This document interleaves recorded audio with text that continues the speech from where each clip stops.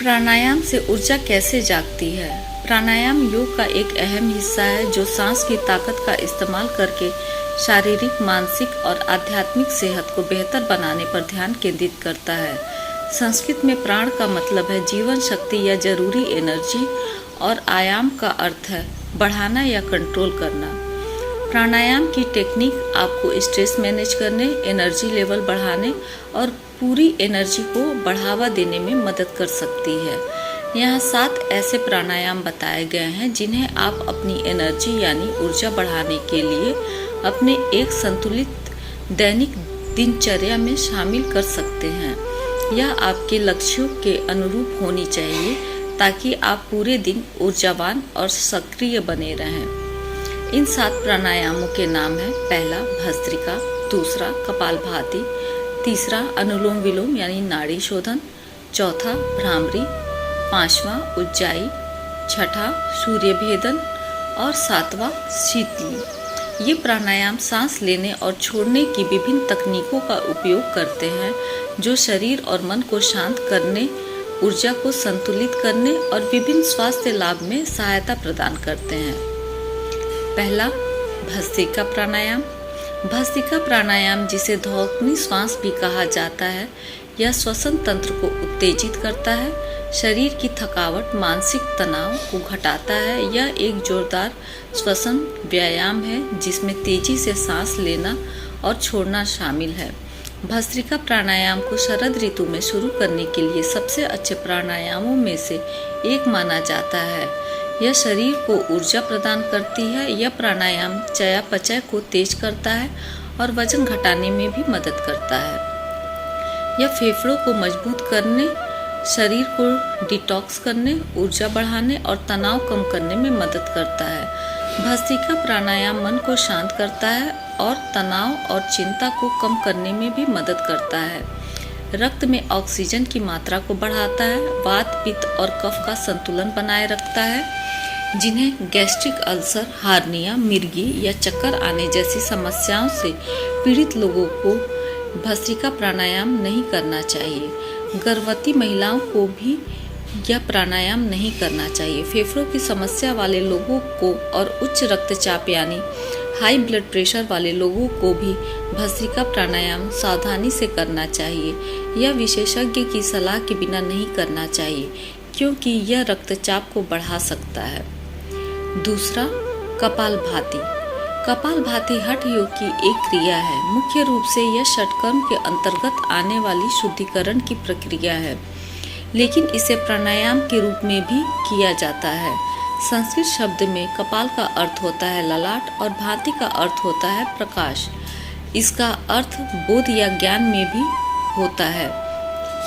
इस प्रकार से कपालभाति वह अभ्यास है जो मस्तिष्क के अग्रभाग में प्रकाश या स्पष्टता लाता है। कपालभाति प्राणायाम एक ऐसा प्राणायाम है जो हमारे शरीर के सभी चक्रों को प्रभावित करता है, जैसे मूलाधार चक्र, स्वाधिष्ठान चक्र, मणिपुर चक्र, अनाहत चक्र, विशुद्धि चक्र और आज्ञा चक्र को सक्रिय करता है। कपालभाति इड़ा और पिंगला नाड़ियों को भी शुद्ध करता है। कपालभाति प्राणायाम मुख्य रूप से प्राण वायु पर प्रभाव डालता है, खासकर अपान वायु और व्यान वायु पर। यह एक शक्तिशाली श्वसन व्यायाम है जिसमें पेट को अंदर और बाहर करके सांस को तेजी से छोड़ा जाता है। कपालभाति प्राणायाम एक यौगिक ब्रीदिंग तकनीक है जिसमें तेजी से सांस छोड़ना और निष्क्रिय सांस लेना शामिल है, यानी जो सांस अपने आप ले लिया जाए। इस ब्रीदिंग एक्सरसाइज को श्वसन तंत्र और मन की सफाई के साथ एनर्जी देने वाले प्रभावों के लिए जाना जाता है। अगर कोई व्यक्ति रोजाना कपालभाति प्राणायाम करता है तो वह खुद को कई बीमारियों से बचा सकता है। कपालभाति प्राणायाम बहुत ऊर्जावान उच्च उदर श्वसन व्यायाम है। यह कपाल भाग को शुद्धि के लिए सर्वोत्तम क्रिया है। इसमें फेफड़े सक्रिय होते हैं, साथ ही वात, पित्त और कफ को संतुलित करता है, फेफड़ों से विषाक्त पदार्थों को बाहर निकालने में मदद करता है और श्वसन क्षमता में सुधार करता है। यह पाचन अंगों को उत्तेजित करता है, कब्ज और अपच जैसी समस्याओं को कम करने में मदद कर सकता है। ऊर्जा के स्तर को बढ़ाता है, नाड़ियों का शुद्धिकरण करता है, पेट की मांसपेशियों को सक्रिय करता है, जो कि मधुमेह के रोगियों के लिए अत्यंत लाभदायक है। रक्त परिसंचरण को ठीक करता है और चेहरे पर चमक बढ़ाता है। पेट की चर्बी भी अपने आप कम हो जाती है। मस्तिष्क और तंत्रिका तंत्र को ऊर्जान्वित करता है, मन को शांत करता है और तनाव के स्तर को कम करने में भी सहायक है। तीसरा है अनुलोम विलोम। अनुलोम विलोम यानी नाड़ी शोधन प्राणायाम। इस प्राणायाम में एक नाक से सांस लेकर दूसरे नाक से छोड़ा जाता है और यह क्रम बदल बदल कर किया जाता है। यह एक सांस लेने की टेक्निक है जो शरीर और मन को शुद्ध करता है। यह प्राणायाम शरीर में ऊर्जा के मार्गों यानी नाड़ियों को साफ करने और मन को शांत करने में भी लाभदायक है। नाड़ी शब्द का सामान्य अर्थ धारा या प्रवाह होता है। प्राचीन ग्रंथों के अनुसार हमारे शरीर में 72,000 नाड़ियां हैं। आधुनिक काल में नाड़ी को तंत्रिका के अर्थ में लिया जाता है। मानव शरीर में 3 प्रमुख नाड़ियां हैं: ईड़ा चंद्र नाड़ी, पिंगला सूर्य नाड़ी और सुषुम्ना मध्य में है। वैज्ञानिक भाषा में पिंगला नाड़ी को अनुकंपी तंत्रिका तंत्र के समान है और ईड़ा नाड़ी परानुकंपी तंत्रिका तंत्र के समान है।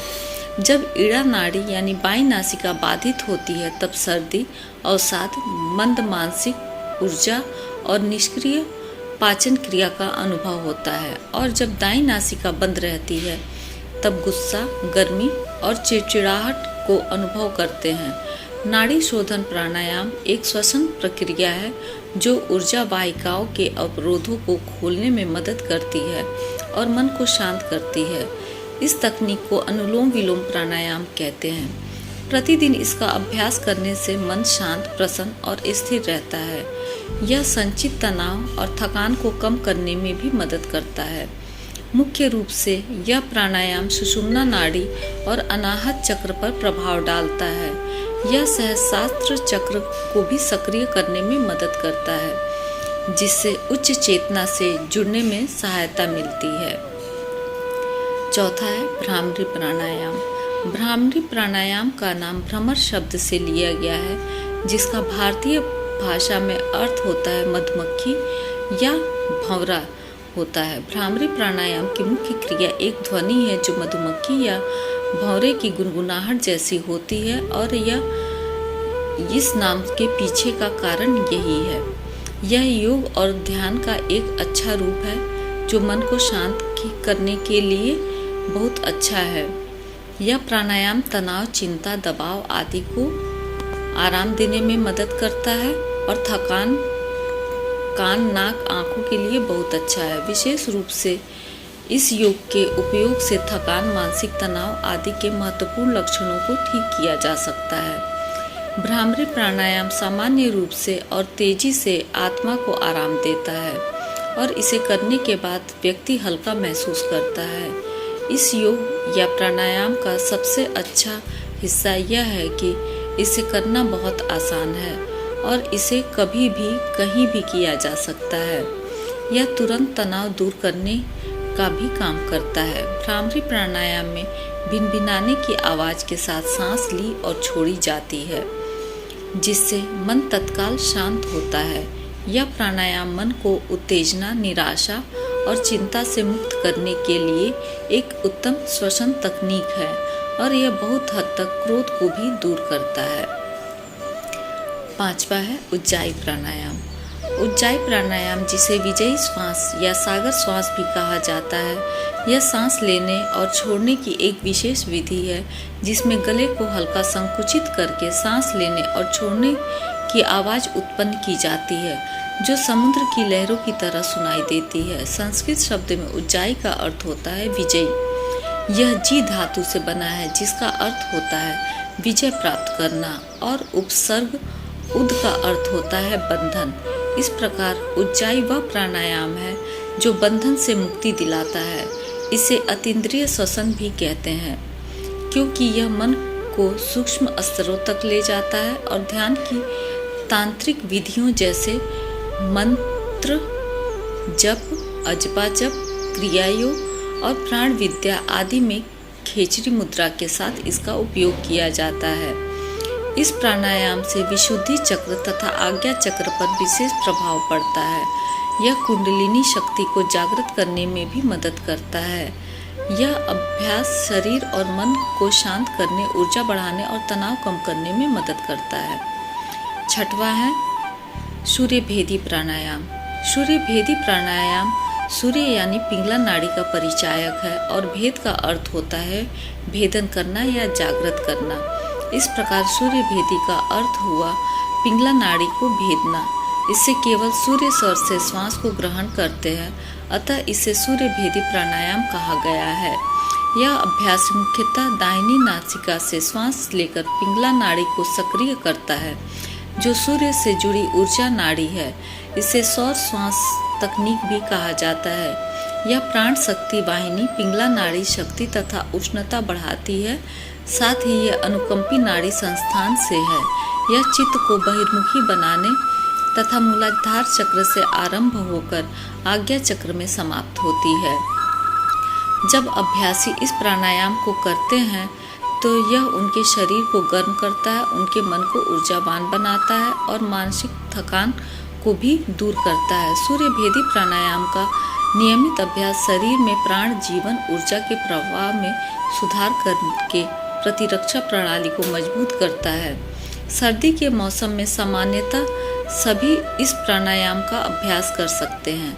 इसका अभ्यास हमेशा खाली पेट ही करना चाहिए। यह प्राणायाम शरीर में ऊर्जा के स्तर को बढ़ाने में मदद करता है, पाचन तंत्र को सक्रिय करता है, मानसिक संतुलन और एकाग्रता में सुधार करने में मदद करता है, शरीर की रोग प्रतिरोधक क्षमता को बढ़ाता है और साथ के लक्षणों को कम करने में भी सहायक हो सकता है।